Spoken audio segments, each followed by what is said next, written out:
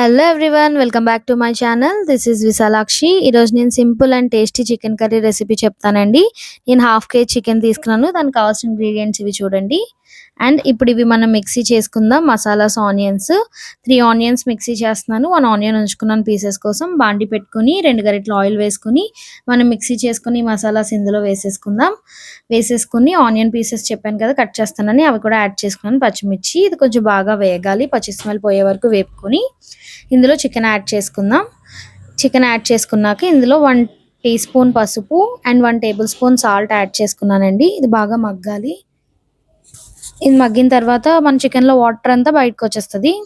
Water అంతా పోతుంది. So అప్పుడు మనం కారం యాడ్ చేసుకుందాం. 1 టేబుల్ స్పూన్ కారం. అండ్ కారం కూడా పచ్చి స్మెల్ పోయే వరకు బాగా వేగాలి. వేగిన తర్వాత ఇందులో కొంచెం వాటర్ యాడ్ చేసుకుందాం. వాటర్ యాడ్ చేస్తే ఏంటంటే మనకు చికెన్ ఉడుకుతుంది అండ్ గ్రేవీ కూడా మనకు కావాలి కాబట్టి గ్రేవీ వస్తుంది కర్రీ కాబట్టి. సో ఇందులో కొత్తిమీర యాడ్ చేసుకుని క్లోజ్ చేసుకుందామండి. అండ్ చూసారు కదా మన కర్రీ రెడీ అయిపోయింది. ఇది మొన్న నేను చిట్టుముత్యాల కోడిపాలలోకి ఈ రెసిపీయే చేశాను. ఫుల్ వీడియోలో ఉంటుంది చూడండి. Thank you for watching. ఈ వీడియో నచ్చినట్లయితే ప్లీజ్ సబ్స్క్రైబ్ మై ఛానల్.